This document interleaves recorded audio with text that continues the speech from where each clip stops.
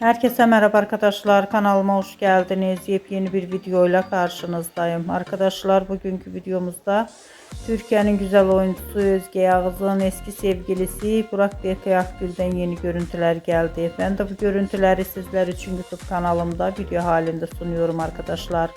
Umarım beğenirsiniz. Videomu beğendiyseniz kanalımı izlemeyi ve bildirim butonuna basmayı unutmayın.